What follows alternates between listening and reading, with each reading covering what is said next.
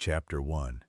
The window at Ashcombe Manor, Blackthorn Hollow, lay beneath an autumn sky the color of tarnished silver, where long ribbons of mist drifted lazily over the hedgerows, and the chimneys breathed thin streams of coal smoke into the cooling evening air. The village, with its crooked stone cottages and narrow lanes polished smooth by centuries of rain, seemed untouched by time itself. Even the church bell carried a weary dignity, as though it had grown old, listening to generations of secrets.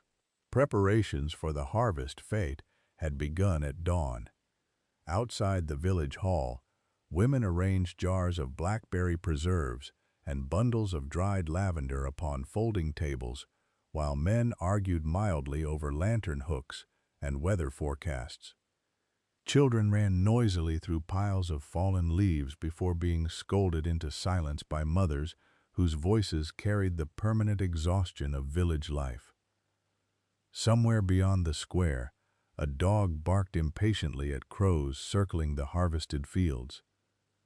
Yet beneath the familiar rituals, something uneasy moved quietly through the day. It was difficult to name precisely. Not fear exactly. Blackthorn Hollow was a place where life unfolded predictably. Births announced with sponge cakes, deaths followed by sandwiches, and polite condolences in the church hall. People here preferred troubles that could be folded neatly into conversation. But that afternoon there lingered, in glances and pauses and unfinished remarks, the peculiar discomfort of old memories stirring beneath settled dust. The source of it sat alone on the low stone wall beside the grocer's shop. Elsie Turner swung her thin legs nervously against the moss-covered stones, clutching a small paper bag of peppermints she had long forgotten to eat. She was 13, pale-faced and observant in the unsettling manner of lonely children, with large gray eyes that noticed far too much for her own comfort. While the other village children chased one another around the fete stalls, Elsie remained withdrawn, staring repeatedly toward the distant rise beyond the village trees, toward Ashcombe Manor. "You oughtn't fill your head with rubbish," Mrs. Hargreaves said sharply, as she passed with a basket of apples balanced against her hip. "That old house has been empty for years." Elsie looked up slowly. "It isn't empty." A few nearby villagers overheard and exchanged amused smiles. "Oh, here we are again," sighed Mr. Pettigrew the butcher. "The ghost at the window." "I never said it was a ghost," Elsie replied quietly. That answer, more than the story itself, seemed to discomfort them. For the past week, Elsie had insisted that each evening, just after sunset, she saw a woman standing motionless at the upper window of Ashcombe Manor, not moving, not waving, merely watching. The villagers dismissed it kindly at first, then, impatiently. Children imagine things, especially sensitive ones, especially girls who spent too much time alone with books and thoughts. But Elsie never embellished her story. That was what made it troubling. She described the figure each time with the same unsettling precision: pale face, dark clothing, one hand resting against the window glass as though listening to something far away, never more, never less.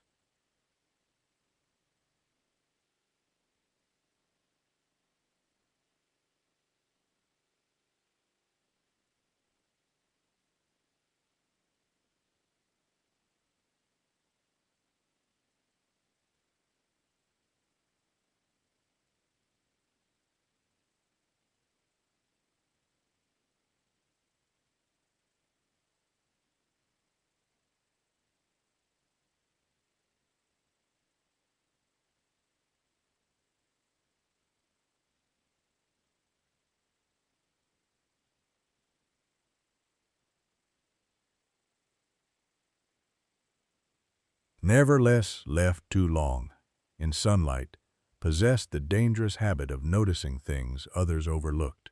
And what she noticed now was not the child's fear, it was the villagers' determination not to listen. That evening, the sky darkened unusually early. Rain clouds gathered low over the countryside, turning the fields beyond the village into blurred stretches of shadow and fading gold. Lamps flickered awake one by one behind cottage curtains. Somewhere, a piano began playing softly through an open window before stopping abruptly mid-melody. At Ashcombe Manor, Edmund Barrington sat alone in his study. The great house stood at the edge of Blackthorn Hollow, like a decaying memory the village had politely agreed to ignore. Ivy strangled its gray stone walls. Several upstairs windows remained permanently shuttered. Even in daylight, the manor possessed a stillness that felt less abandoned than waiting. Inside, Edmund Barrington held the anonymous letter with trembling fingers. The paper itself was ordinary enough, but the sentence written across its center seemed to poison the room around it. "You cannot bury her twice." For several moments he stared at the words without moving. Then, very slowly, he lowered himself into the leather chair beside the fire. The flames crackled weakly in the grate, casting restless shadows along the walls lined with books and faded portraits. Edmund's face, once sternly handsome, had collapsed inward with age and private exhaustion.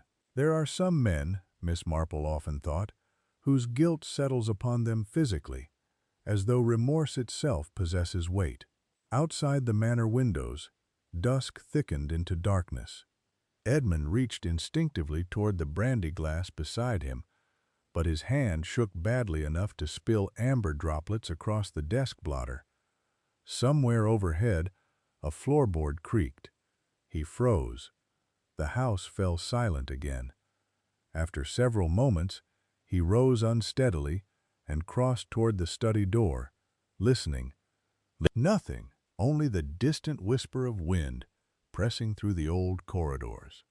When he returned to the desk, his eyes drifted upward toward the portrait above the fireplace, a severe oil painting of his younger sister, Beatrice, painted decades earlier. Even beneath layers of varnish, her expression retained its familiar coldness. Edmund looked away quickly. Outside, rain began at last. Across the village, Elsie Turner stood quietly at her bedroom window, gazing toward the distant hill where Ashcombe Manor overlooked Blackthorn Hollow through the fog. Then she saw it, a light upstairs, faint, yellow. Her breath caught. Slowly, in the uppermost window of the manor, a figure emerged from the darkness. A woman, perfectly still, watching. One pale hand rested against the glass. Elsie's heartbeat quickened violently. She leaned closer to the window pane, her pulse roaring inside her ears. And then, from somewhere across the darkened grounds below Ashcombe Manor, came a scream. Sharp, terrified, suddenly cut short. Chapter 2. Death Behind Locked Doors. The scream did not echo long. It vanished into the rain almost immediately, swallowed by the vast wet silence of the countryside, leaving behind the dreadful uncertainty that follows sudden sound in darkness.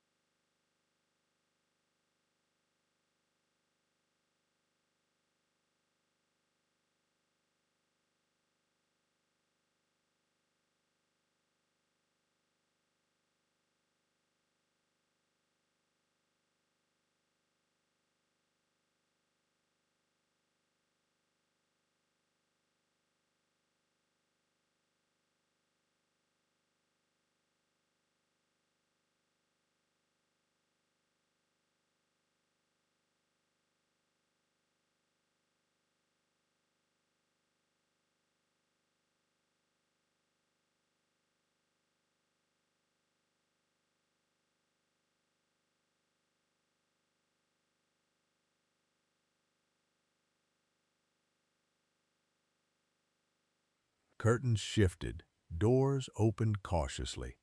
A lantern appeared at the entrance of the Fox and Lantern public house, its pale glow trembling against the rain-soaked lane. Somewhere farther uphill, a dog began barking with frantic persistence before being abruptly silenced.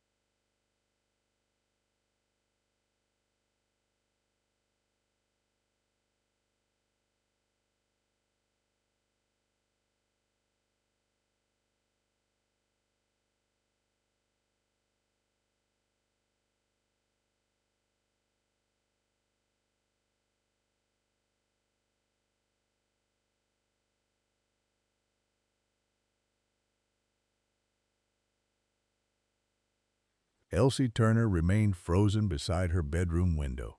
The figure upstairs at Ashcombe Manor had disappeared. Only the faint yellow light remained now, blurred behind rainwater streaking down the distant glass. Then that light too vanished. Complete darkness settled over the manor. Behind Elsie, her mother entered the room, fastening her cardigan tightly around herself.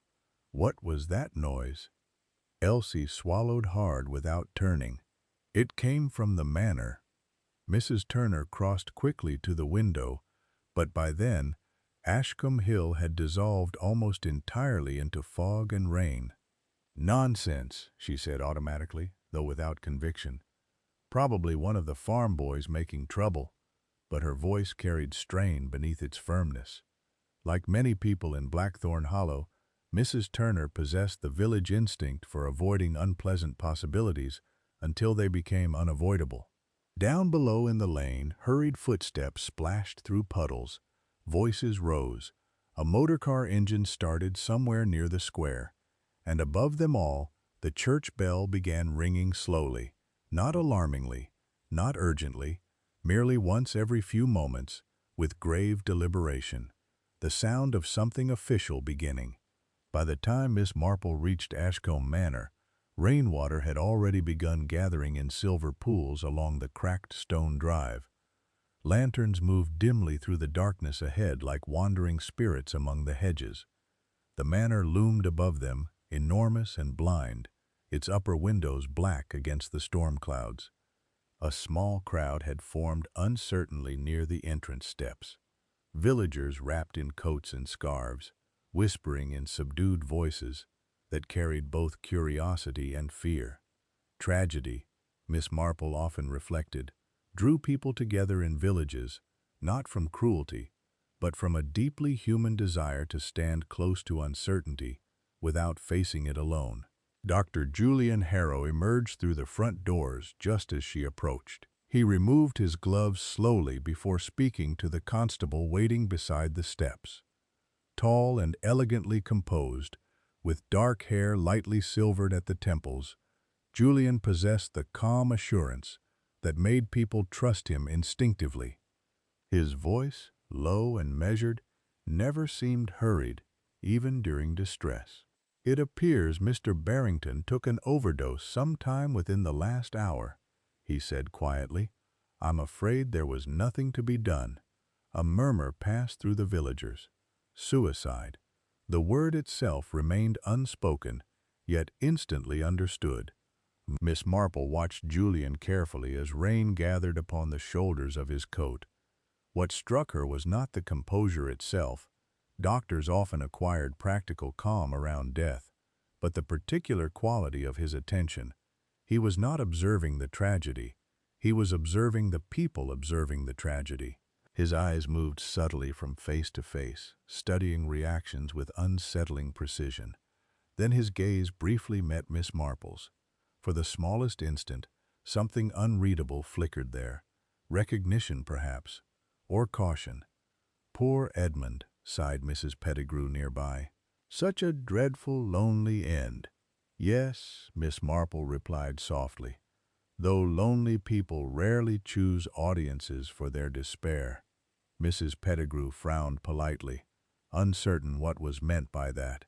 Inside the manor, the air smelled faintly of damp velvet, extinguished firewood, and old paper. The great entrance hall stretched upward into shadows where portraits watched silently from dark paneled walls. Rain tapped steadily against the tall windows. Constable Briggs stood outside the study door, looking uncomfortable inside his wet uniform. "Locked from within," he explained to Miss Marple in a hushed tone. "Window bolted, key still inside." Miss Marple nodded gently. Locked rooms, she had learned over the years, were often less interesting than the people eager to explain them.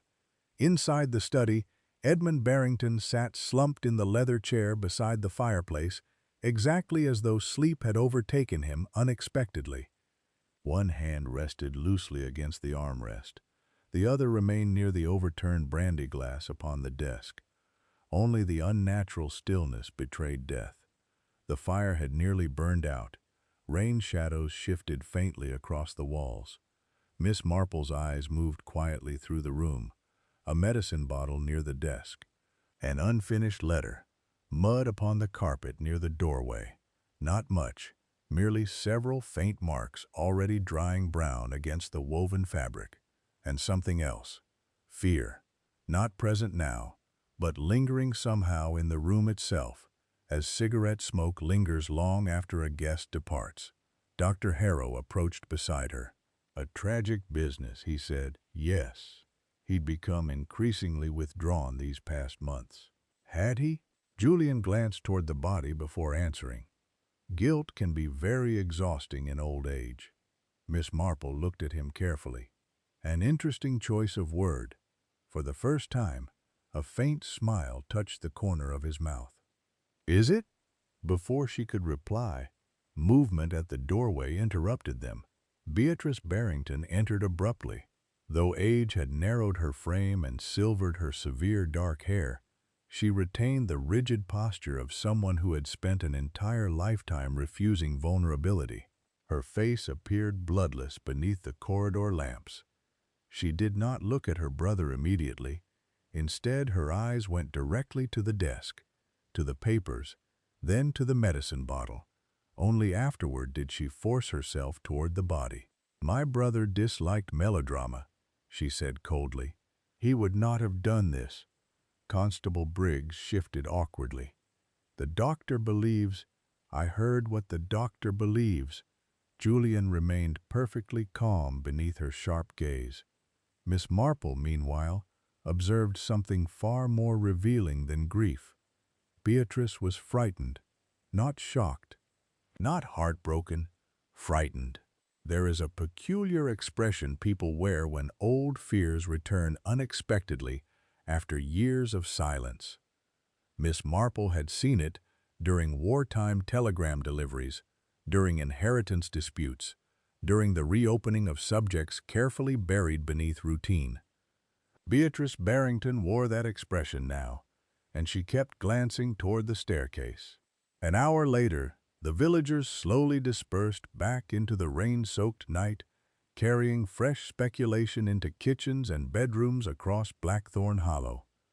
But Elsie Turner remained awake. She sat curled beside the sitting-room fire while her parents whispered anxiously nearby. "They say he poisoned himself," her father muttered. Mrs. Turner lowered her voice further. "Well, after that scream." Elsie looked up suddenly. It wasn't him. Both parents turned. "What?" "The scream came first," Elsie said carefully. "Then I saw someone moving upstairs afterward." Her father sighed wearily. "Elsie, there was someone there. You saw shadows." "No." Her voice sharpened unexpectedly. "I know what I saw." Silence followed. Children rarely become angry when inventing stories. Miss Marple knew that. So did Mrs. Turner, though she wished she did not. Near midnight, rain continued falling softly across Ashcombe grounds while Constable Briggs completed his final examination of the lower corridors. Most lamps had been extinguished now.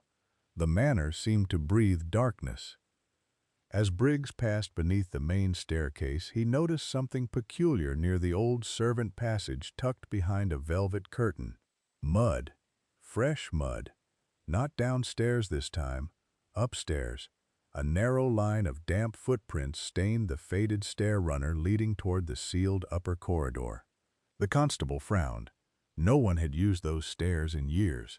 Slowly he lifted his lantern higher. The footprints continued upward into darkness, and there, faintly visible near the top landing, stood a single wet handprint pressed against the wall.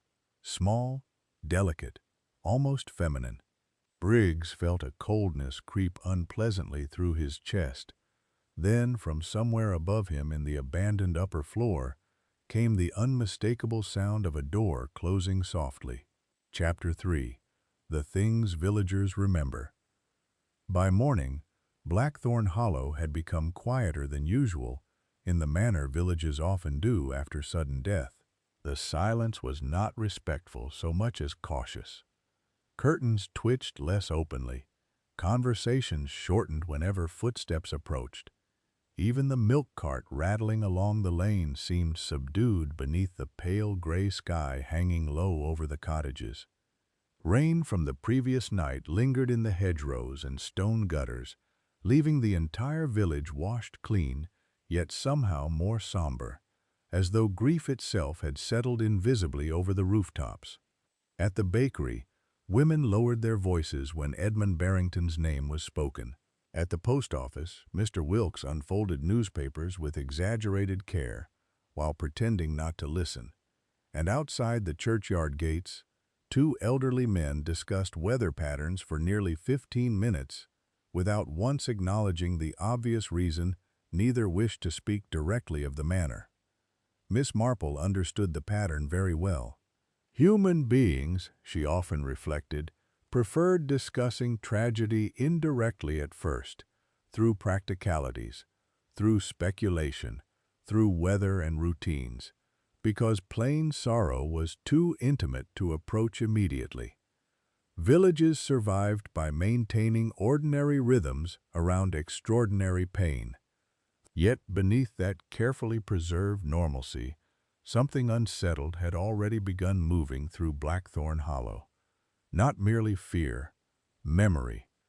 Late that morning, Miss Marple sat near the window of the Bluebell tea room, stirring her tea absent-mindedly while observing the lane outside. Damp leaves clung to cobblestones in copper-colored clusters. A delivery boy cycled past carrying bread beneath oilcloth. Somewhere nearby, church bells marked the hour with sleepy reluctance. Across from her sat Mrs. Pettigrew, whose appetite for local knowledge was surpassed only by her conviction that she possessed discretion. "Of course," she whispered, leaning forward despite the nearly empty room. "There were always rumors about that house." Miss Marple added sugar carefully. "Rumors are rather like ivy, aren't they? Left unattended long enough, they eventually cover everything." Mrs. Pettigrew frowned uncertainly before continuing. "I never cared for saying such things aloud, naturally, but people talked after that seamstress disappeared all those years ago." Eleanor Vale. The name altered the atmosphere immediately. Mrs. Pettigrew glanced instinctively toward the windows, lowering her voice further. "Yes, pretty girl." "Too pretty," some said. Men noticed her, and women noticed the men noticing her, Miss Marple observed gently. Mrs. Pettigrew gave a small, embarrassed cough. "Well, villages can be unkind." No denial followed. Outside, mist drifted slowly across the lane. Miss Marple watched it thoughtfully. Cruelty in small communities rarely announced itself dramatically. More often it accumulated quietly, through withheld invitations, altered tones of voice, prolonged silences when someone entered a room. People destroyed one another politely in villages. That was what made the damage so enduring. "What became of Miss Vale?" she asked softly. Mrs. Pettigrew hesitated. "She vanished." "Yes, but people seldom vanish emotionally before they vanish physically. Something usually happens first." The older woman shifted uncomfortably. "There were stories about Mr. Barrington." "Stories?" "A friendship." The carefulness of the word itself revealed more than gossip ever could. Miss Marple nodded slowly. "And after Eleanor disappeared? No one spoke of her much again." There it was, the true violence, not hatred, erasure. At Ashcombe Manor, the corridors still carried the stale scent of extinguished fires and damp velvet. Morning light filtered weakly through tall windows clouded by years of neglect, illuminating dust suspended motionless in the air. Beatrice Barrington stood alone in the drawing room, staring at the unopened piano. Her posture remained severe, but exhaustion had hollowed something inside her overnight. Grief had not softened her features. If anything, it had sharpened them. Dr. Julian Harrow entered quietly behind her.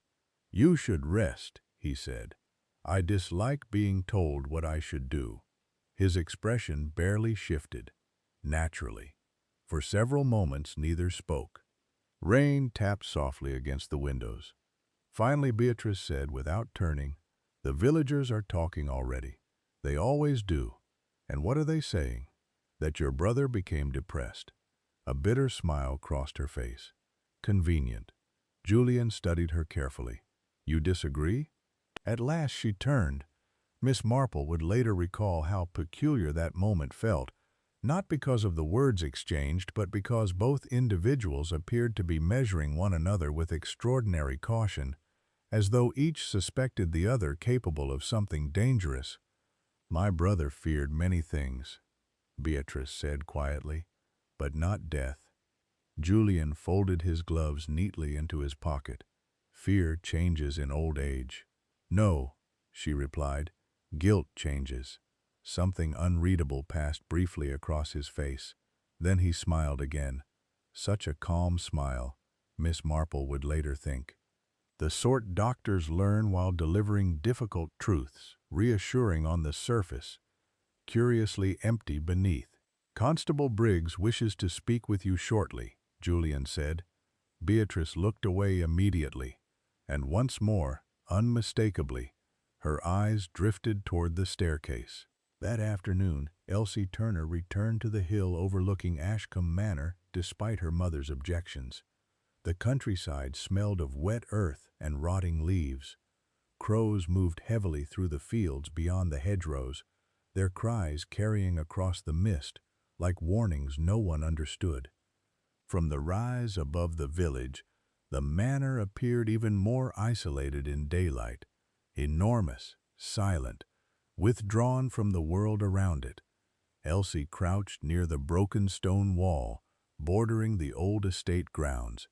She did not entirely understand why she had come back, only that the window continued haunting her thoughts, not because the figure frightened her, because of the stillness.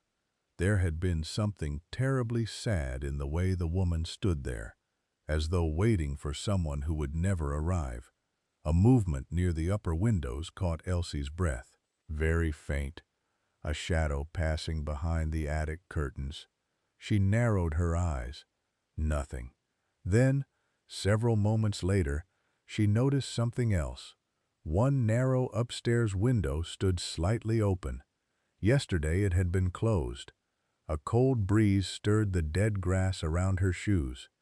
And suddenly, from somewhere deeper within the manor grounds, came the soft scrape of footsteps over gravel. Elsie turned sharply. No one, only the overgrown garden paths twisting between skeletal hedges and rain-dark statues. Yet she felt unmistakably watched. Children often sense attention before adults do. Not through logic, but through instinct, the primitive awareness of another presence nearby. Slowly Elsie backed away from the wall, then froze.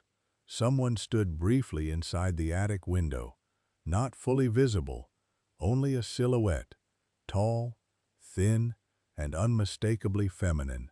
One pale hand rose slowly toward the throat, then vanished. Elsie ran. That evening, Miss Marple visited the manor under the harmless pretense of returning a casserole dish to Clara Finch, the housekeeper.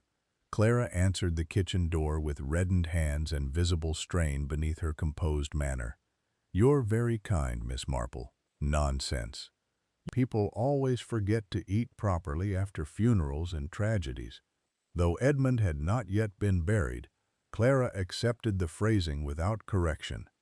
The kitchen itself felt unusually warm compared to the cold corridors beyond. Copper pans reflected firelight softly. A kettle hissed gently on the stove. Yet something in the room immediately attracted Miss Marple's attention. Burned paper. Inside the stove, beneath fresh coal ash, several blackened fragments remained partially visible. Clara noticed her glance instantly. "Only old account papers," she said too quickly. Miss Marple smiled mildly. How sensible. Old papers do accumulate dreadfully. But Clara's nervousness deepened rather than eased. Interesting. Very interesting indeed. Most liars relaxed when believed. Clara looked frightened of being believed. As they spoke, raised voices drifted faintly from somewhere upstairs. A man, a woman, not arguing precisely, struggling for control. Miss Marple listened carefully, then silence, abrupt and unnatural. Clara lowered her eyes at once.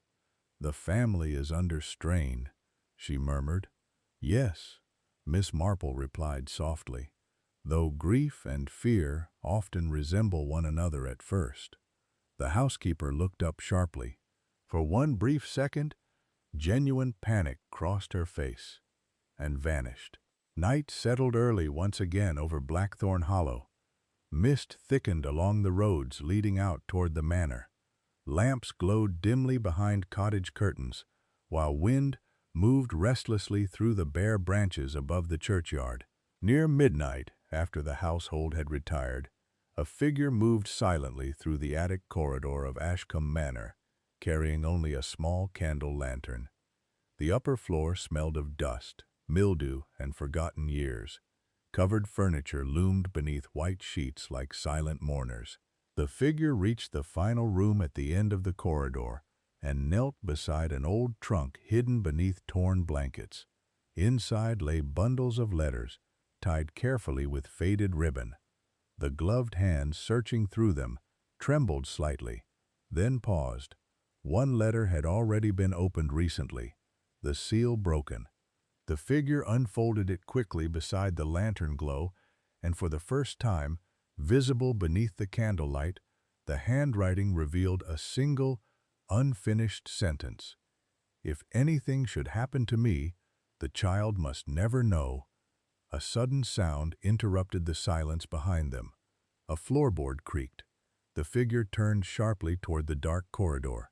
No one visible, only shadows, but somewhere nearby, hidden within the upper darkness of Ashcombe Manor, someone else was breathing. Chapter 4. Inheritance of Silence. The following morning arrived colorless and cold, wrapped in a thin veil of fog that clung stubbornly to the hills surrounding Blackthorn Hollow. The village moved through its routines with subdued precision, as though everyone feared disturbing something unseen, lingering just beneath the ordinary surface of things. At the butcher's shop, conversations ceased whenever the manor was mentioned aloud. At the churchyard, mourners tending old graves glanced instinctively toward Ashcombe Hill. And inside the post office, letters were accepted and stamped with unusual quietness. Each villager behaving with the solemn politeness people adopt when scandal has entered a respectable community but not yet fully revealed its shape. Miss Marple noticed all of it. Human beings, she often thought, became most revealing when attempting to appear normal. That afternoon she walked slowly toward the solicitor's office beneath rows of dripping chestnut trees.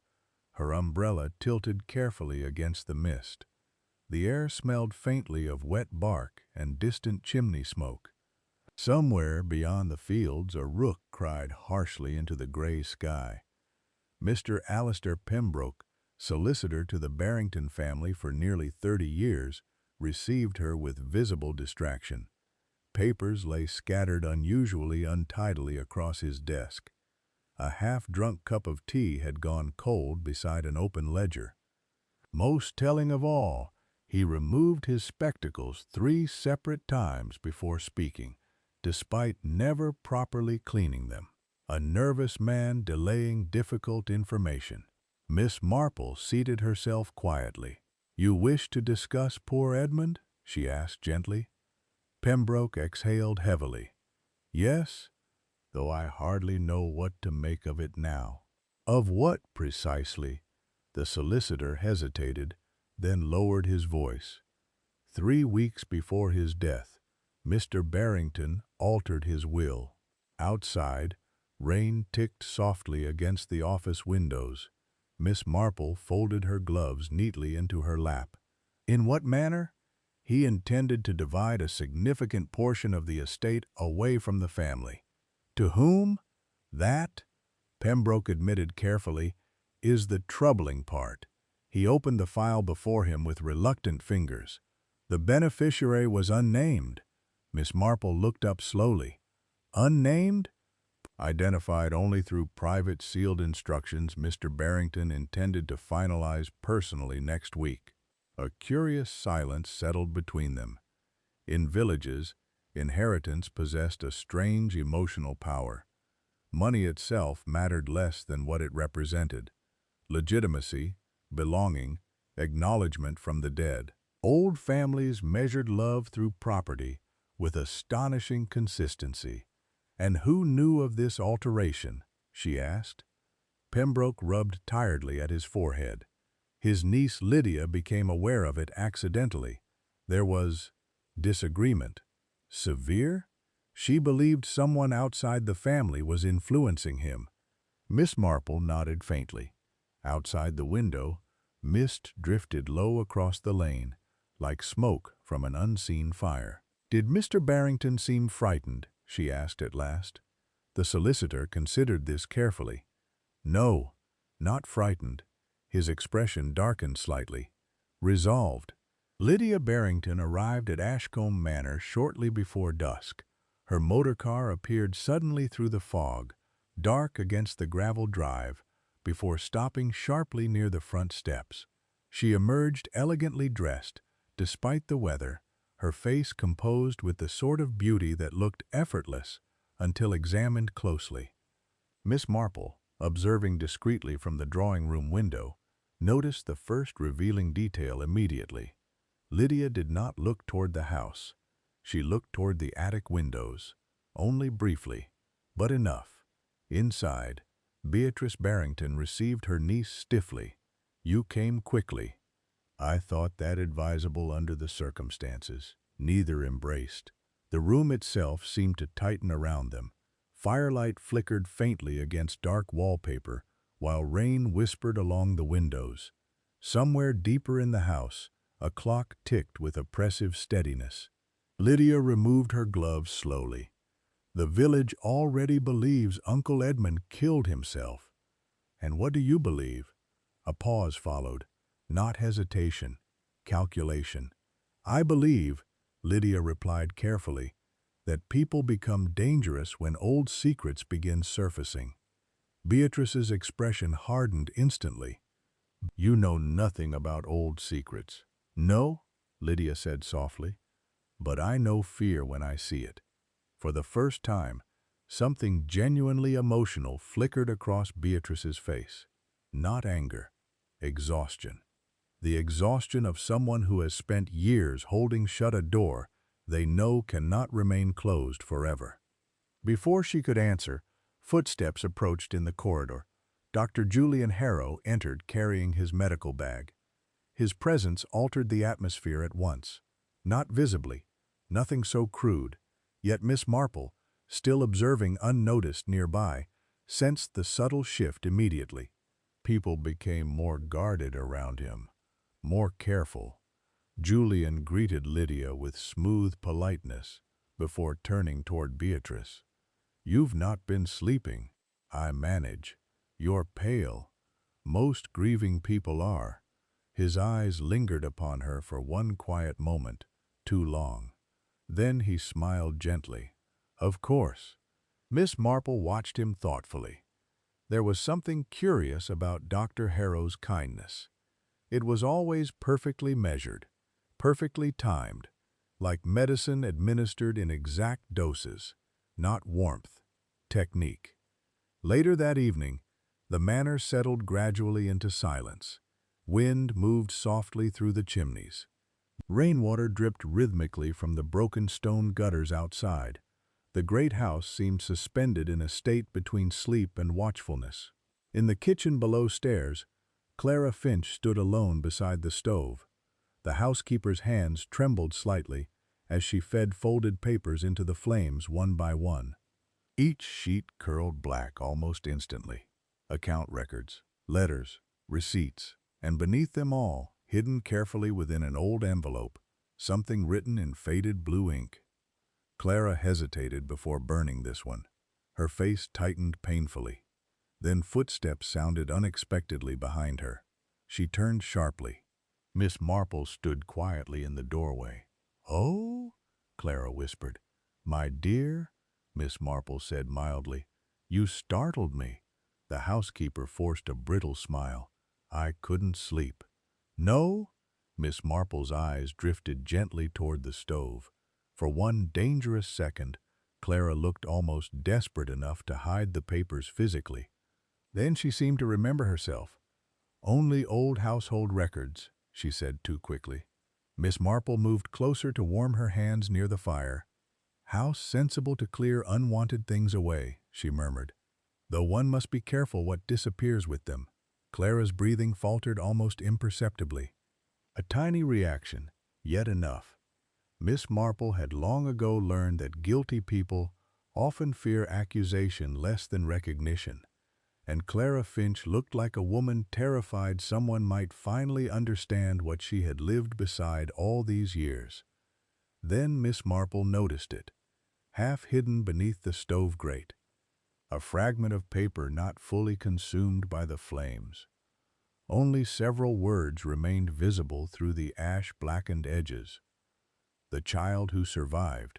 Miss Marple's expression did not change, but deep within her mind, something cold and certain quietly began arranging itself into pattern. Chapter 5. The Woman Who Vanished. The rain had not fully stopped over Blackthorn Hollow. It merely changed its character, becoming finer, slower, almost hesitant, as though the sky itself was uncertain whether it should continue weeping or allow the world a brief reprieve. The fields beyond the village lay flattened beneath a silver-gray mist, their boundaries dissolved into indistinct shapes that seemed to shift whenever one looked too long at them. Inside the village, life continued in lowered tones, not paused, never paused in English villages, but subdued, as though every sound had learned restraint. Miss Marple walked slowly along the narrow lane leading toward the old glass-house ruins behind Ashcombe Manor. Her steps were unhurried, almost absent-minded, yet her attention was anything but idle. The ground here had not been properly tended for years. Nettles grew in uneven clusters, and broken fragments of stone lay half-buried beneath damp soil. She paused occasionally, not for rest, but observation. People, she knew, left impressions upon places just as they left impressions upon one another. And this place still remembered something it had not yet spoken aloud. Behind her, Dr. Julian Harrow's voice broke gently through the mist. "I wondered if I might find you here." Miss Marple turned with mild surprise, though not alarm. "My dear doctor, I do seem to attract wandering medical gentlemen at rather inconvenient moments." A faint smile touched Julian's face. "Perhaps you prefer solitude when thinking." "On the contrary," she replied softly, I prefer company when observing. It reveals more. He stepped carefully onto the uneven ground beside her, his boots sinking slightly into the softened earth. They stood together for a moment without speaking, looking out toward the ruins. The old glass house had once been elegant, no doubt, though now only fragments of iron framework remained, twisted and rusted like the bones of some long-dead creature. Broken panes of glass still caught faint light even in the mist, scattering it weakly across the ground. "Tragic place," Julian said quietly. "Is it?" Miss Marple replied. He glanced at her. "Do you disagree? I find tragedy tends to depend on where one chooses to begin the story." A pause followed. Then Julian said, almost conversationally, "You are very perceptive, Miss Marple." "Not perceptive," she corrected gently, "merely attentive to patterns. People repeat themselves, you see, even when they try not to." His gaze lingered on her for a fraction longer than necessary. "And what pattern do you see here?" Before she answered, Miss Marple bent slightly and picked something from the damp earth, a rusted clasp, very old, delicate. She turned it in her fingers. "Memory," she said at last. "Memory that has been buried poorly." Julian did not respond immediately. Instead, his attention shifted briefly toward the manor above the hill. Very brief, but not unnoticed. That afternoon, Miss Marple returned to the village under the guise of collecting parcels, though in truth, she had no urgent need of anything at all. The act of moving through familiar spaces allowed her to observe how those spaces changed under invisible pressures. At the post office, Mr. Wilkes appeared distracted. At the grocer's, Mrs. Hargreaves spoke too quickly. At the churchyard gate, two women stood together without actually speaking. Silences, Miss Marple reflected, were often more revealing than words. She stopped briefly outside the church hall, where notices had been pinned for the upcoming harvest gathering, though its festive purpose now felt almost inappropriate given recent events. A familiar voice interrupted her thoughts. "Miss Marple." Beatrice Barrington stood a short distance away. Even in daylight she carried the same rigid composure, though it now seemed strained, as though held together by will alone rather than conviction. "I wondered," Beatrice said after a moment, "whether you were investigating." "I prefer to call it understanding," Miss Marple replied kindly. A faint, humorless smile appeared on Beatrice's lips. "There is nothing to understand. My brother was unwell, overwhelmed. People will talk, of course, but that is all it is." "People do talk," Miss Marple agreed. "And you believe them?" Miss Marple looked at her for a long moment before answering. "I believe people reveal themselves whether or not one listens." A flicker of discomfort passed across Beatrice's face. Then, more quietly, she added, "You are staying in the village, for the moment. Then you will hear many things, most of them untrue." "Sometimes," Miss Marple said gently, "untrue things are simply truths that have not yet been properly arranged." Beatrice did not respond. Instead, her gaze drifted past Miss Marple toward the distant hill where Ashcombe Manor stood. Something tightened subtly in her expression. Then she said, almost to herself, "Some things should have remained buried," and walked away. That evening, Elsie Turner could not sleep. The wind outside her window had grown restless again, brushing against the glass in uneven intervals that sounded almost like hesitant knocking. She lay still for a long time, listening to the house settle, listening to the village breathe in its slow nocturnal rhythm. But beneath it all, something else persisted in her mind. The figure, the woman at the window, not frightening now, not entirely, just wrong in a way she could not explain, as though she did not belong to the present. Elsie rose quietly and moved to her window. Ashcombe Manor was visible only as a darker shape against the night sky, its upper floors swallowed by shadow. But even at this distance, she could feel its presence, like pressure in the air. Then she saw it again. A faint light upstairs, not bright, not steady, a moving glow. Elsie leaned closer instinctively, and this time she noticed something new, a second silhouette, not the woman, something else, larger, standing behind her, watching.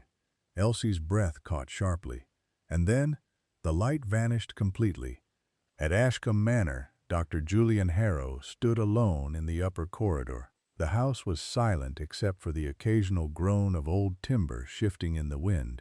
Candlelight flickered weakly against the walls, stretching his shadow into long, distorted shapes across the floorboards. In his hand, he held a small brass key. Old, worn, recently cleaned, he turned it slowly between his fingers before glancing toward the sealed door at the end of the corridor. The attic, a place no one in the household had openly discussed since Edmund Barrington's death. Yet Julian had been here twice already that night. Carefully, methodically, he stepped forward and inserted the key into the lock. It turned smoothly, too smoothly, as though recently used. The door opened with a soft, reluctant sigh. Inside, the attic was vast and suffocating, filled with covered furniture and long-forgotten trunks.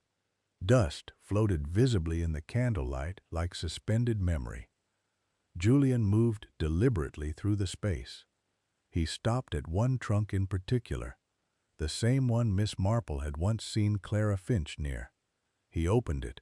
Inside were letters, dozens, some tied carefully with ribbon, others scattered loosely as though handled in haste. Julian sifted through them with growing precision, his expression tightening slightly as he read. Then he paused. Very slowly, he removed one envelope from beneath the others. It was addressed in a woman's handwriting, faded, fragile. He unfolded it, and for the first time something like genuine emotion broke through his controlled exterior. Not grief, not anger, recognition, because the letter did not simply refer to the past. It referred to something that had survived it, a child, and a name written beneath it. A name Julian Harrow had never been told, a name that should not have existed at all. His hand tightened slightly around the paper, and in the silence of the attic, as the candle flickered uncertainly beside him, Dr. Julian Harrow realized with quiet horror that the truth he had spent years pursuing had already been waiting for him inside Ashcombe Manor long before he ever arrived.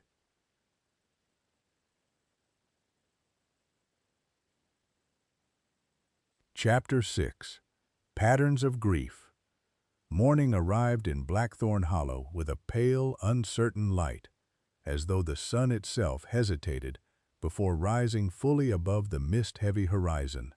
The fields were still drenched from the previous night's rain, each blade of grass weighed down with droplets that caught the light in brief, fragile flashes before disappearing again into the gray. The village, however, had begun to stir in its usual measured way. Milk bottles clinked against doorsteps. A bicycle bell rang twice along the lane and then faded. Somewhere near the churchyard, a gate creaked open and closed with ritual familiarity. Life continued, as it always did, but beneath its surface rhythm, there was now a subtle distortion, like a familiar tune played slightly out of key. Miss Marple walked slowly along the edge of the village green, her attention drifting not outward but inward, as though she were listening to something only partially spoken. People often mistook her stillness for gentleness alone, but those who observed more carefully might have noticed that she rarely moved without purpose. She was, in her own quiet way, assembling things, not facts, not yet, patterns. At the far end of the green, Elsie Turner sat alone on the low stone wall again, though she no longer swung her legs as she had before.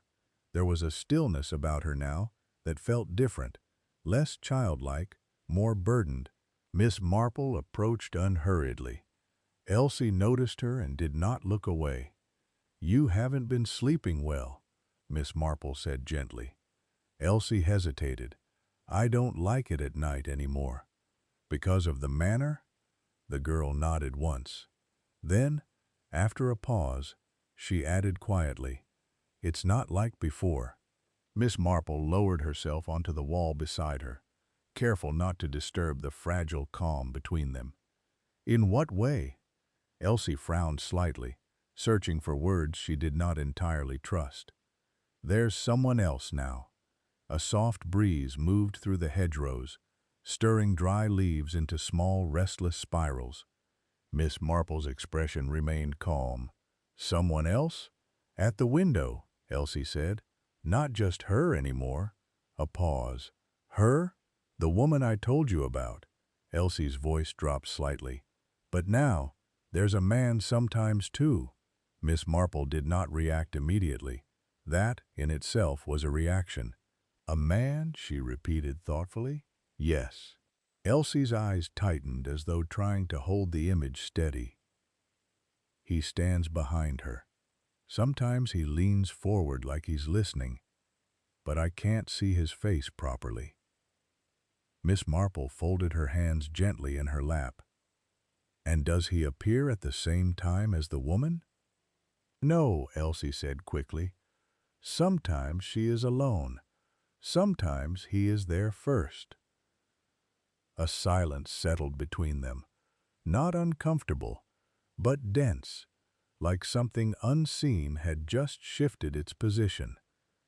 "Elsie," Miss Marple said softly, "when you see these figures, do they seem aware of you?" The girl hesitated, then nodded. "That's what makes it worse." Later that morning, Miss Marple visited Dr. Julian Harrow at the small surgery behind the village apothecary. The room smelled faintly of antiseptic and polished wood, carefully maintained in a way that suggested order rather than comfort. Sunlight filtered through half-drawn blinds, creating narrow bands across the desk where medical instruments were arranged with almost geometric precision. Julian looked up as she entered. "Miss Marple," he said pleasantly, "I was hoping you might come by." "Were you?" she replied mildly. "I find your observations intriguing." She seated herself opposite him. People often do, until they realize observation does not always lead to agreeable conclusions. A faint smile touched his lips. "Are you implying I should be concerned?" "I am implying," Miss Marple said gently, "that concern is often a matter of timing rather than truth." Julian studied her for a moment, then leaned back slightly. "You have been asking about the Barrington family." "I have been listening," she corrected. "That can sometimes be more dangerous." A brief silence followed. Outside, a cart passed slowly along the lane, its wheels rattling over uneven cobblestones. Julian spoke again, quieter now. "What do you think happened to Edmund Barrington?" Miss Marple considered this carefully. People rarely end in ways that match the stories told about them afterward. And yet the story here seems fairly straightforward. "Do you believe so?" she asked. He hesitated almost imperceptibly, then nodded. "Depression, guilt, age, the usual combination." "People say the usual when they wish not to look deeper," Miss Marple said softly. Something flickered behind his expression. Not irritation, something more contained, controlled. "And what would you suggest I look for?" he asked. Miss Marple smiled faintly. "I think you are already looking, my dear doctor. The question is what you are choosing not to see." For a moment neither spoke. Then Julian rose and moved toward the window, adjusting the blinds slightly, though they required no adjustment.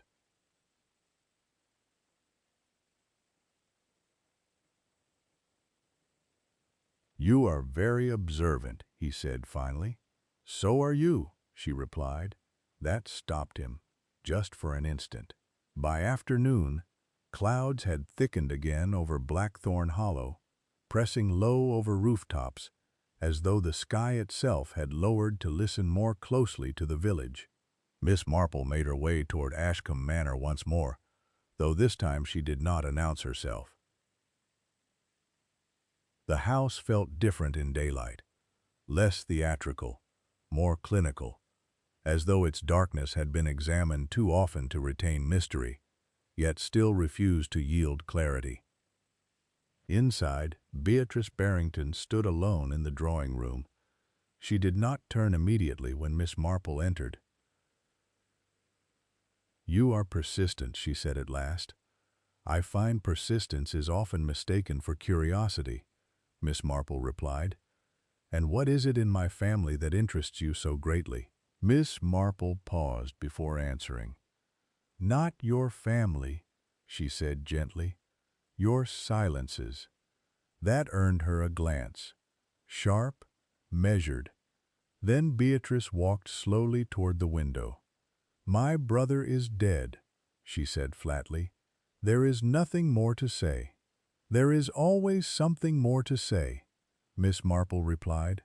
"It is only that people choose not to." Beatrice's hands tightened briefly at her sides. "You think someone here killed him." "I think," Miss Marple said carefully, "that someone here understands him better than they are willing to admit." A faint, brittle laugh escaped Beatrice. "You are implying one of us is responsible." "No," Miss Marple said quietly. "I am observing that each of you behaves as though you are carrying part of the responsibility already." That silenced her. Outside, wind moved suddenly against the windows. Beatrice spoke more softly now. "You do not understand this house." "I think," Miss Marple replied, "I am beginning to understand how it remembers." A long pause followed. Then Beatrice said something almost too quiet to hear. "There were things buried here long before my brother died." Miss Marple looked at her attentively. "Buried?" she repeated. Beatrice hesitated, and for the first time, something like fracture appeared in her composure. "Not bodies," she said finally. "Truths." That evening, Miss Marple returned briefly to the village before twilight settled completely. At the edge of the lane, she paused, noticing something small. A carriage wheel mark in softened earth near the hedgerow leading toward the manor. Not recent enough to be fresh, yet not old enough to be dismissed. She bent slightly, studied it, then straightened again. Some patterns, she thought, did not emerge from events themselves. They emerged from repetition, from movement, from habit, and people, no matter how carefully they tried to conceal themselves, always repeated their habits. That was when she saw Dr. Julian Harrow standing at the far end of the lane, watching the manor. Not her, not the village, only the house. For a moment, he did not move. Then he turned his head slightly and smiled, but not at her, at something unseen behind the upper windows of Ashcombe Manor. And in that brief, unsettling instant, Miss Marple realized with quiet certainty, Dr. Harrow was not searching for what had happened. He was searching for what had survived it. Chapter 7. The Doctor's Mask.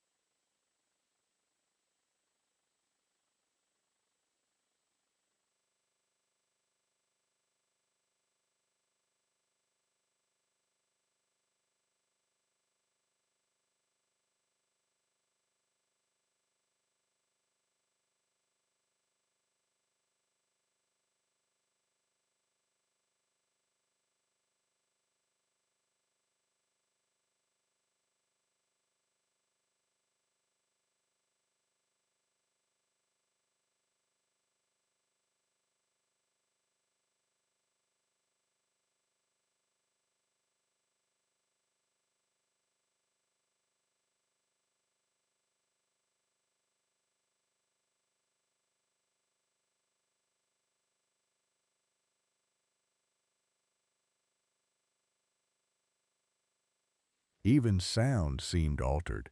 Footsteps dulled, voices reduced to faint disturbances in the air. The village was no longer simply quiet. It was listening. Miss Marple noticed this as she walked toward the church hall, where a small gathering had been arranged for practical matters following Edmund Barrington's death. Villagers avoided the word funeral, as though naming it too directly might make grief permanent. Inside, the air smelled faintly of polished wood, damp coats, and too many restrained emotions held carefully in place. Dr. Julian Harrow stood near the front, speaking softly to a cluster of villagers. His tone was steady, reassuring in the way trained voices often were, designed to reduce panic, to smooth uncertainty into something manageable. Yet Miss Marple observed something subtle beneath it. He was not comforting them. He was guiding them. And there is a difference, a significant one. As she entered, Julian's eyes briefly found hers across the room. The same calm expression remained, but something in his gaze felt newly attentive, as though her presence required recalibration rather than acknowledgement. "Miss Marple," he said, when the conversation around him paused, "I was hoping you might attend. I rarely refuse gatherings where people are attempting to avoid the truth." She replied gently. A faint smile touched his mouth. "How very perceptive of you."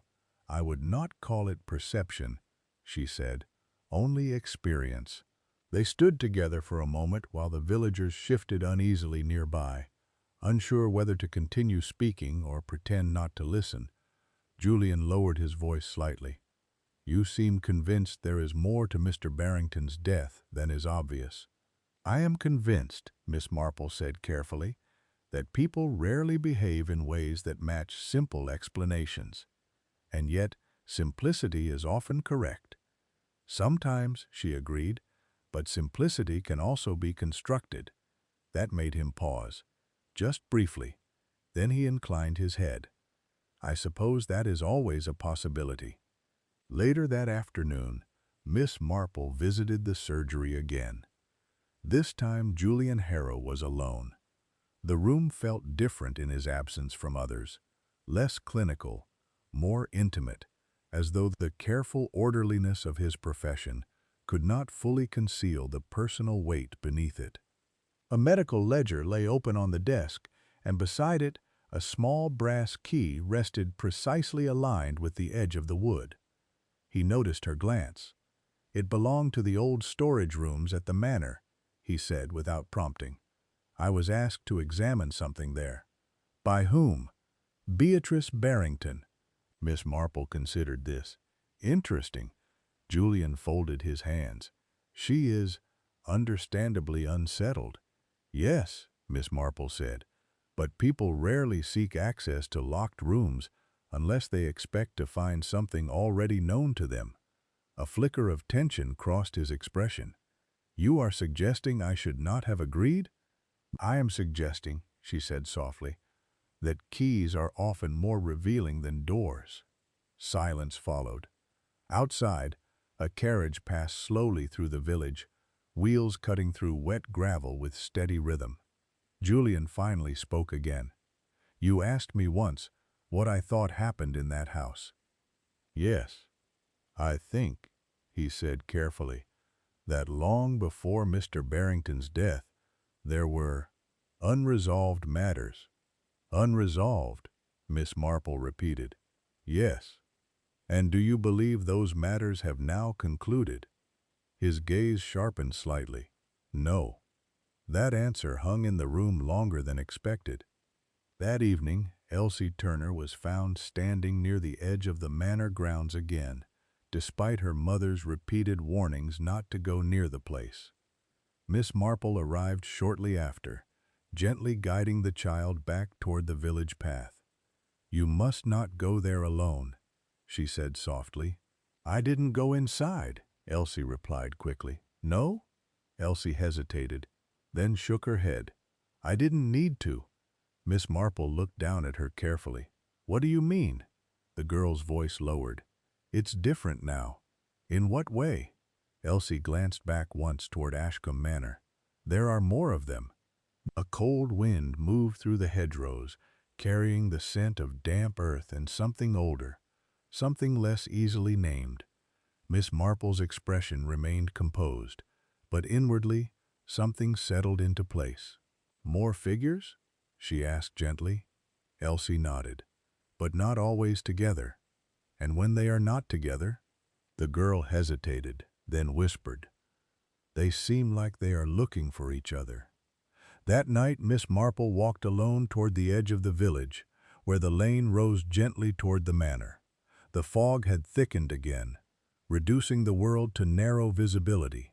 The hedges appeared suddenly and then vanished just as quickly. Even the manor itself emerged only in fragments. A section of wall, a slanted roofline, a darkened window, before disappearing again into mist. She stopped near the lower gate and listened. At first there was nothing. Then, faintly, the sound of movement above. Not wind, not animals. Footsteps, measured. Careful, coming from within the manor. Miss Marple did not move immediately. Instead she observed, timing, rhythm, direction. And then she saw him. Dr. Julian Harrow stood near one of the upper windows, half obscured by fog and glass reflection. He was not looking outward. He was looking inward, into the house, as though following something moving just beyond his sight.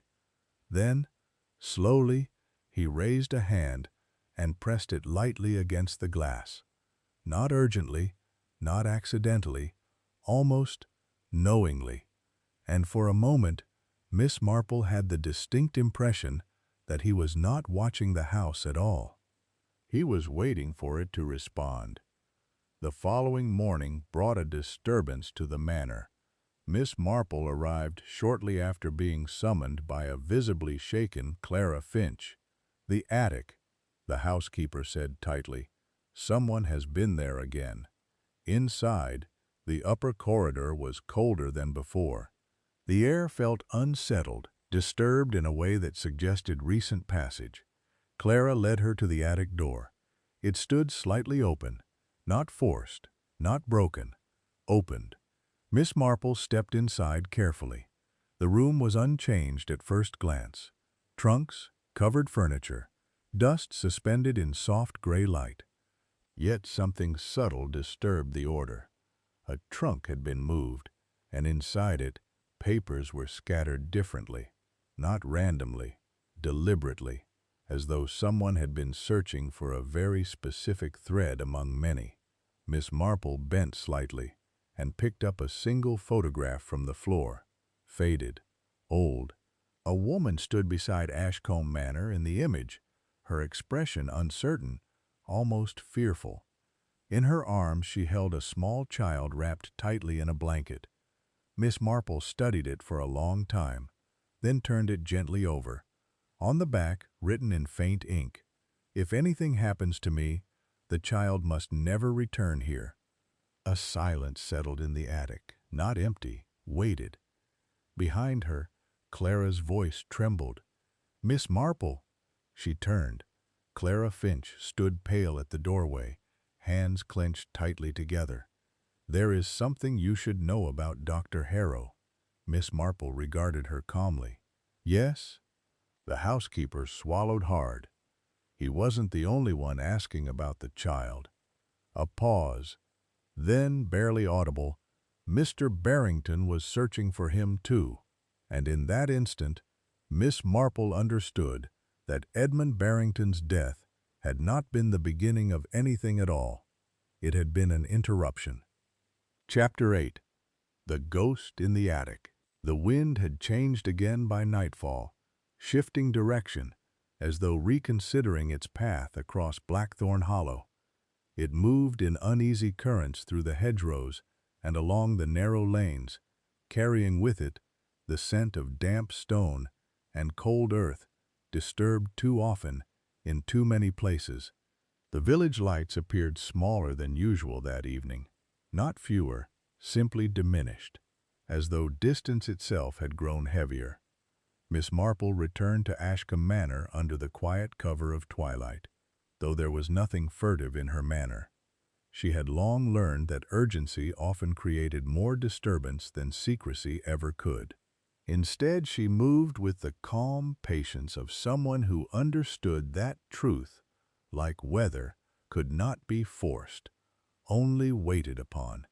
Inside the manor, silence felt layered, not empty, stratified, as though each floor held a different version of the same unanswered question. Clara Finch met her at the base of the staircase, her face drawn and pale. "You should not be here at this hour," she said quietly.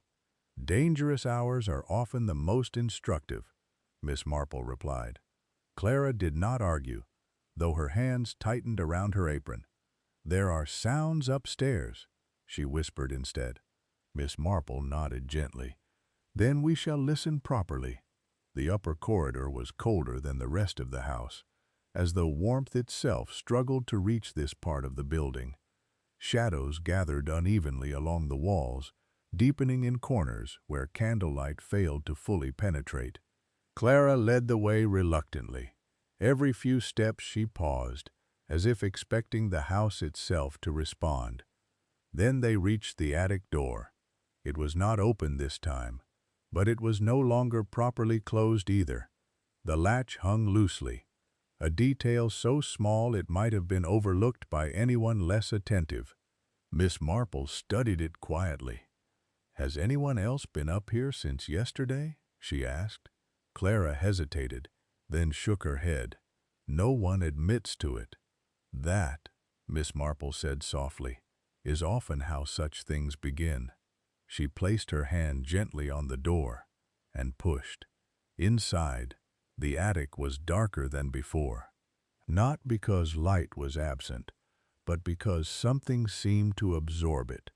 The trunks and covered furniture remained where they had been left, yet the arrangement felt subtly altered, not moved entirely, but disturbed in intention, like pages of a book opened by uncertain hands and then closed again in haste. Miss Marple stepped forward slowly. Clara remained near the doorway, unwilling to enter further, and then they both heard it. A sound, very faint, footsteps. Not above them this time, behind them. Clara turned sharply. "No, there's no one." But Miss Marple raised a hand gently, silencing her. The sound continued, measured, careful, crossing the wooden floorboards with deliberate restraint, then stopping. Complete silence followed. Miss Marple did not move. Instead, she looked toward the far corner of the attic, where an old standing mirror leaned slightly against the wall, its surface dulled by age and dust. For a long moment nothing changed. Then, in the reflection, a shape, not fully formed, but unmistakably human, standing just beyond Clara's shoulder. Clara saw it too. Her breath caught sharply, and she spun. Nothing. Empty space. The attic behind her remained still, but Miss Marple's gaze remained fixed on the mirror, because reflections, she knew, were often more honest than the eyes. Later, when Clara had been sent downstairs with careful reassurance, Miss Marple remained alone in the attic. She moved slowly among the trunks, not searching randomly, but following something far more subtle: inconsistency. People, she reflected, did not lie with words alone. They lied with arrangement, with placement, with what they chose to leave untouched. Near the largest trunk, she noticed a faint difference in the dust pattern along the floorboards. Interrupted recently.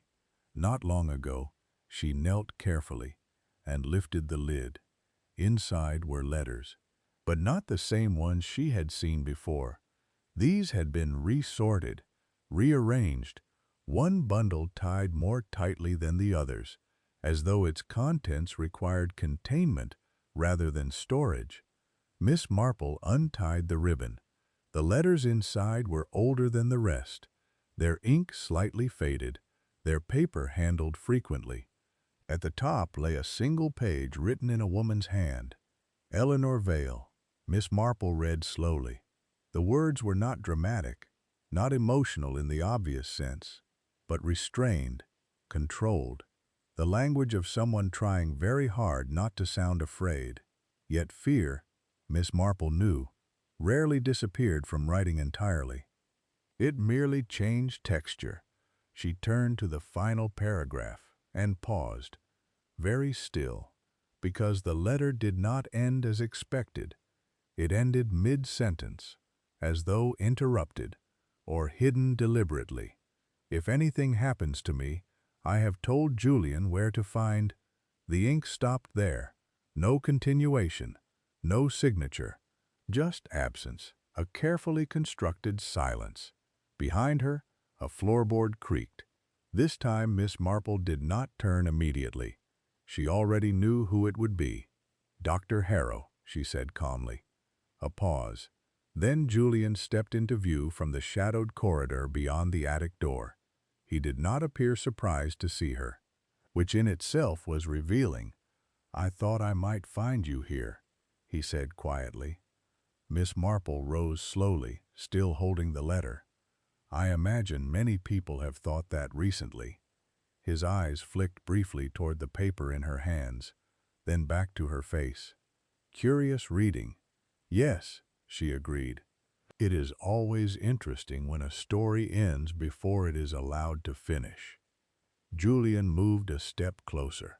The attic felt smaller suddenly, not physically, but emotionally, constrained.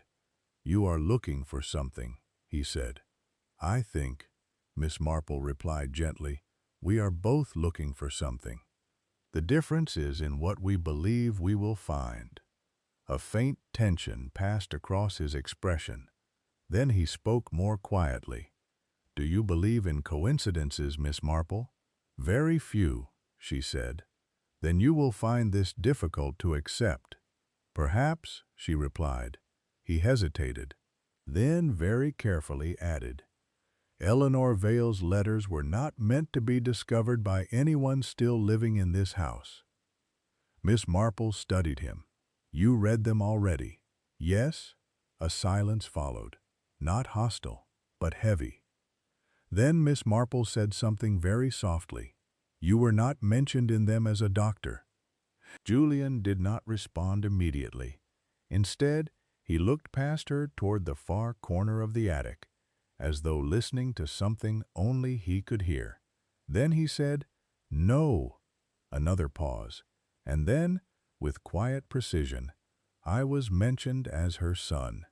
The attic seemed to shift in temperature, not dramatically, but perceptibly, as though the air itself had tightened. Miss Marple did not move, but her gaze sharpened ever so slightly. "And yet," she said gently, "you were never supposed to exist at all." Julian met her eyes fully now. For the first time, something unguarded passed through his composure. Not anger, not denial, recognition, and beneath it, certainty. "Yes," he said softly, "and neither was the truth I have been searching for." And in that moment, Miss Marple realized with absolute clarity that the real mystery of Ashcombe Manor was not who had died there, but who had been quietly rewritten out of existence long before any of them arrived. Chapter 9. A Murder Born Long Ago. The rain returned just after midnight, not with violence, but with a steady, patient persistence, as though the sky had decided that Blackthorn Hollow was not yet finished being washed of its secrets. It tapped against the manor windows in a slow, repetitive rhythm that felt less like weather and more like thought refusing to resolve. Inside Ashcombe Manor, the atmosphere had changed again, not louder, not more chaotic, but sharper, as though invisible threads had been drawn tighter between the people still inside it. Miss Marple stood in the drawing room where firelight struggled to hold its warmth against the encroaching cold. Dr. Julian Harrow remained near the far end of the room, no longer the composed figure of earlier days, but something more exposed, though still carefully contained, like a surface cracking without yet breaking. Beatrice Barrington sat rigidly in the armchair closest to the window. She had not spoken for several minutes. Neither had Lydia. The silence between them was not empty. It was crowded, with knowledge, with avoidance, with the uncomfortable sensation that something long buried was no longer content to remain still. Finally, Miss Marple spoke.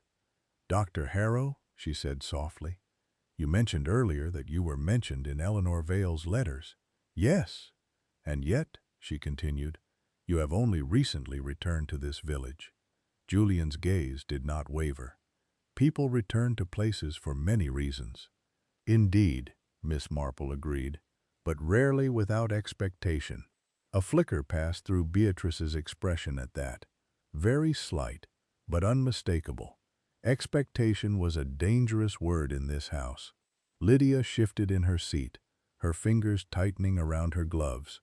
"You are implying something," Lydia said carefully. "I am observing," Miss Marple replied, "that all of you seem to be circling the same absence." Julian exhaled slowly. "That is because the absence is real." "And what exactly is absent?" Miss Marple asked. No one answered immediately. The fire crackled softly, collapsing inward.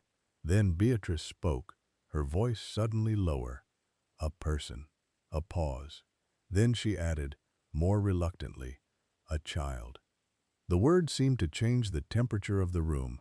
Lydia turned toward her sharply. "You said that child was sent away!" Beatrice did not respond at once.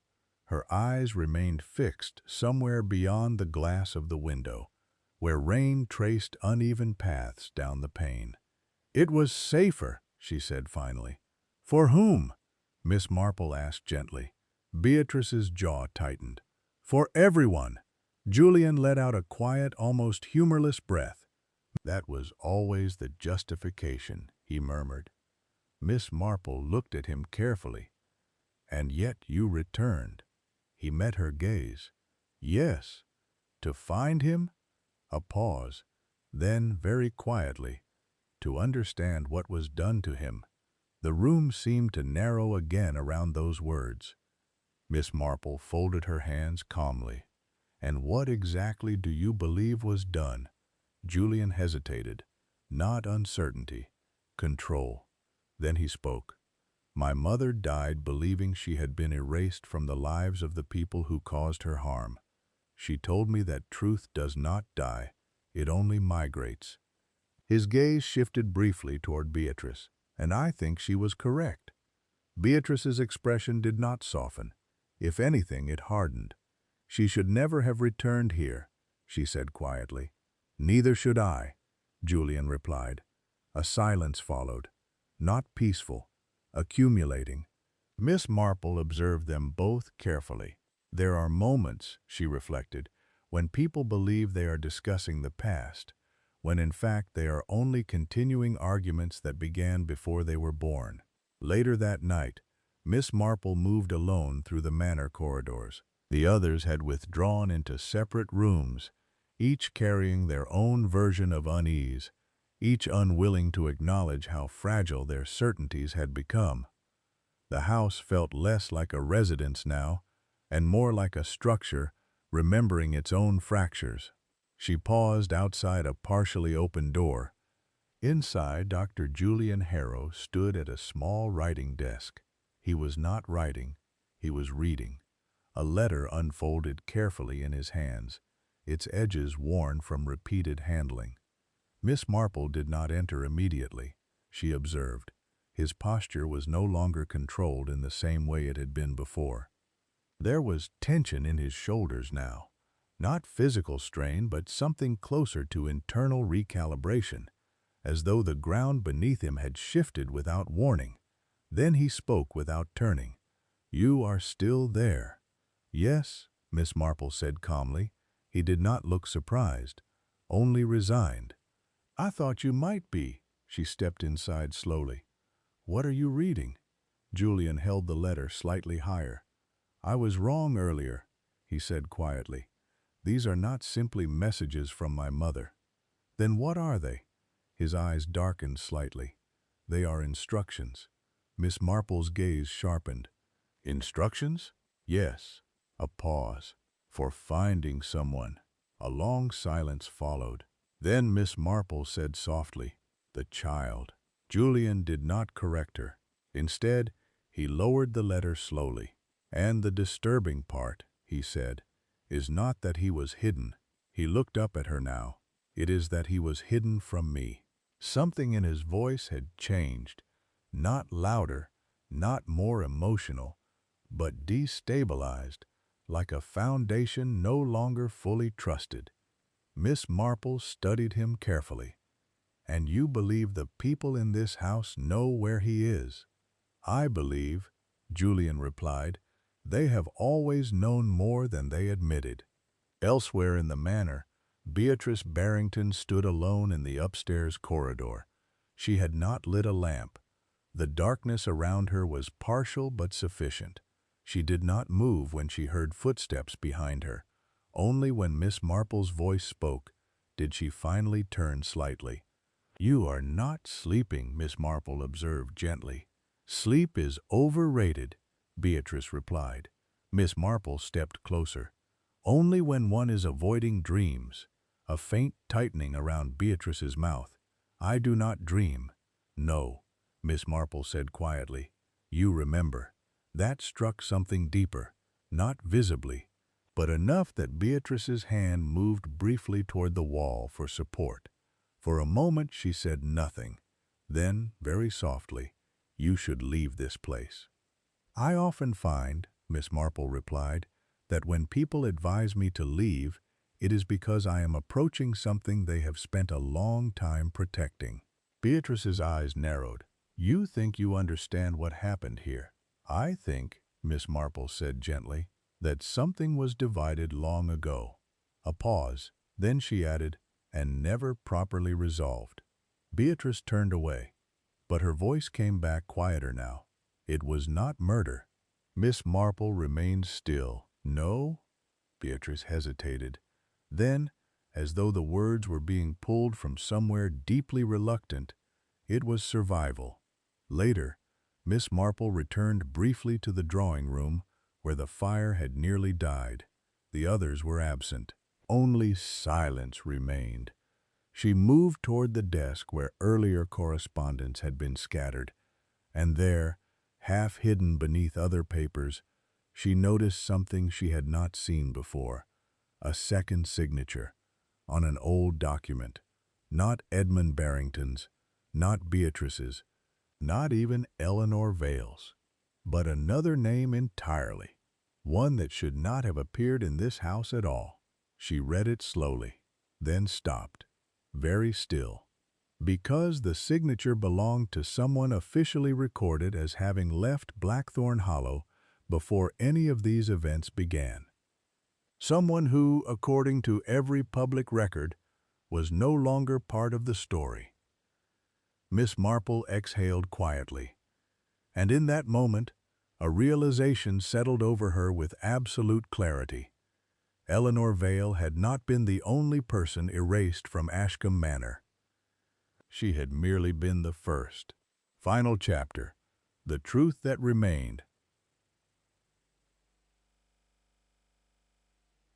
The morning that followed was strangely still, as though Blackthorn Hollow had exhausted its ability to tremble and had settled instead into a tense, waiting calm.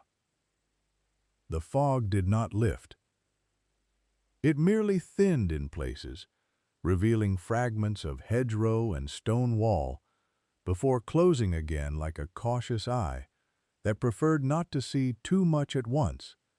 Even the village sounds felt softened.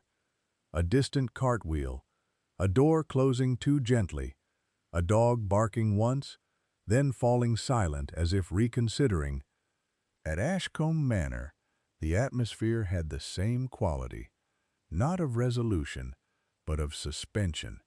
as though the house itself was holding its breath, uncertain what truth might finally be spoken within its walls.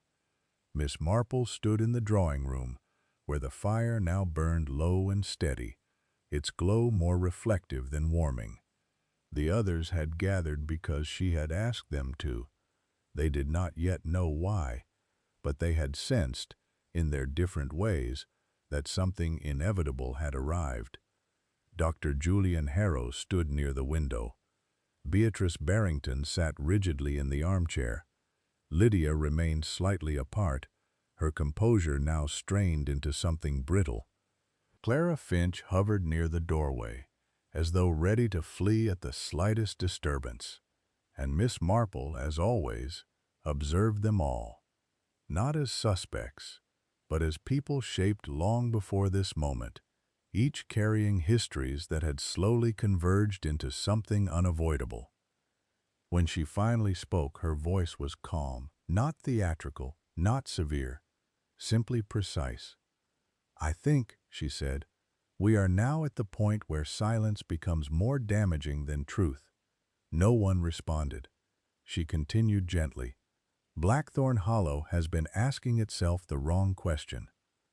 Not who killed Edmund Barrington, but why his death feels incomplete." A flicker passed through Julian's expression. Beatrice did not move. Miss Marple turned slightly toward her. "And I believe," she added softly, "that this incompleteness began long before his death." A pause. Then she walked slowly toward the center of the room. "When I first arrived in your village, I was told a story," she said. "A story about a seamstress named Eleanor Vale, who disappeared. A story accepted so completely that no one ever thought to examine its shape." Her gaze moved calmly from face to face. "But what interested me most was not what people said about her. It was what they refused to remember consistently." She stopped. "Because memory, you see, is rarely uniform. Truth changes only slightly. Lies change constantly." Julian's voice was quiet. "And what did you observe?" Miss Marple looked at him. "That people here were not protecting a single secret." A pause, but several overlapping ones. Beatrice's fingers tightened faintly. Miss Marple continued, "Eleanor Vale did not simply vanish. She was removed from this village's narrative because she represented something it did not wish to acknowledge. Consequence."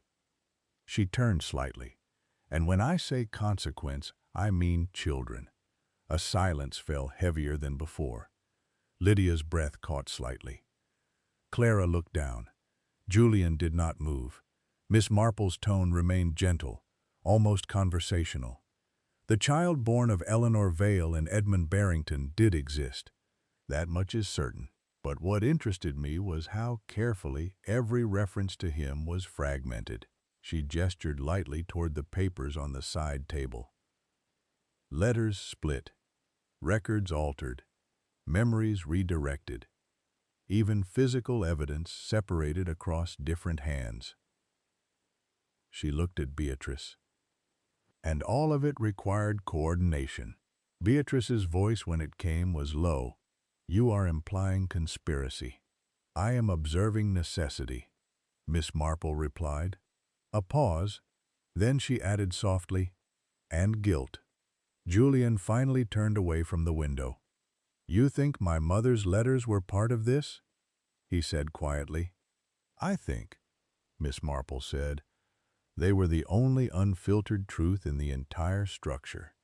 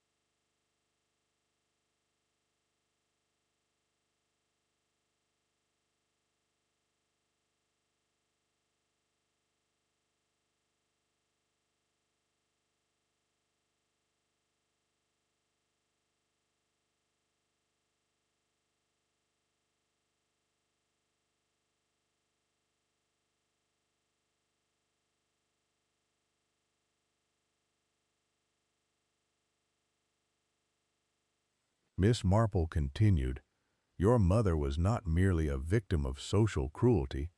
She was entangled in a much larger concealment, one that required cooperation from multiple people, not all equally willing." Her eyes shifted toward Beatrice, but one of them was decisive. Beatrice did not deny it. That in itself was an answer. Miss Marple's voice softened further. The death of Eleanor Vale was not murder in the traditional sense.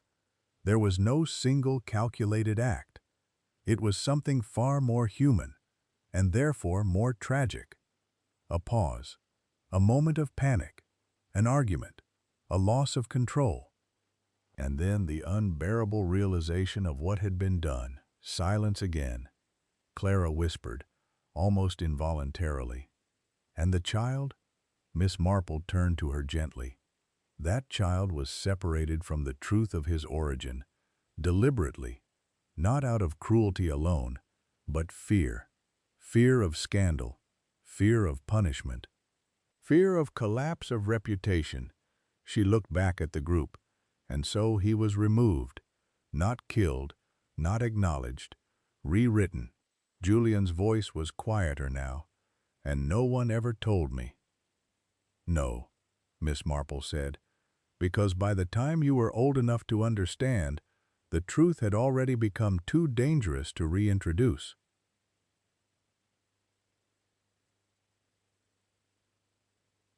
A long silence followed. Only the fire moved.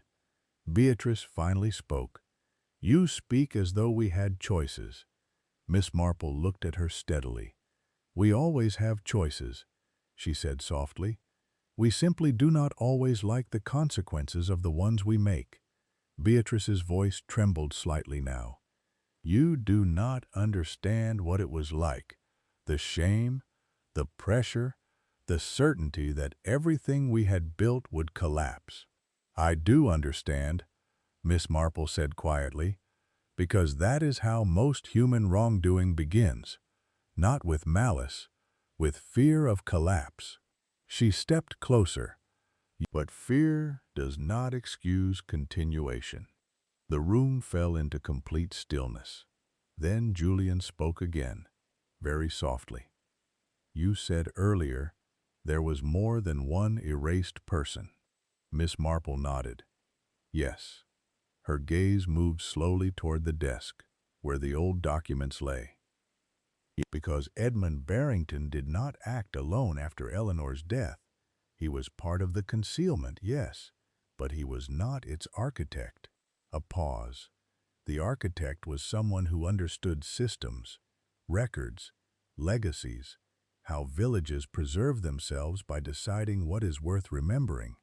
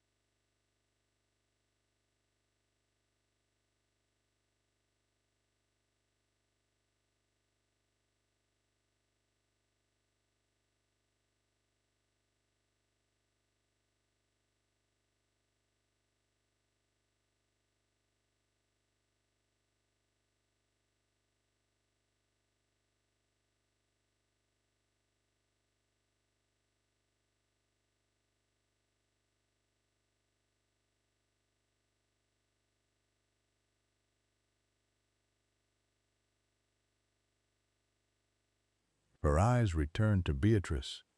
"And how much must be forgotten?"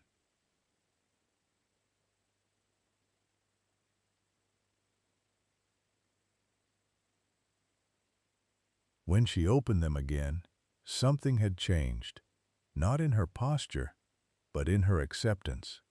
"Yes," she said quietly, "it was me." The confession did not arrive dramatically. It did not need to. It settled into the room like something that had always been present, but never fully acknowledged. Beatrice continued, her voice now steadier. "It was an accident. I did not intend, She stopped. No one intends what follows. That is the cruelest part. Miss Marple did not interrupt. Beatrice went on. I believed I was protecting my brother, protecting the family.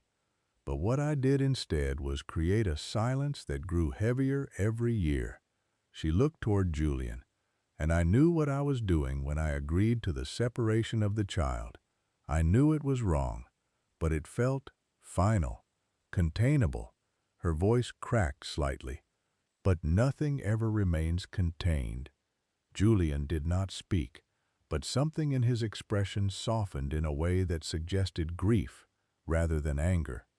Beatrice's gaze lowered, and then Edmund began talking about revealing everything, about correcting the past, about restoring what he thought could be repaired. She exhaled shakily. But some things cannot be repaired, only exposed. Miss Marple spoke quietly. And that frightened you?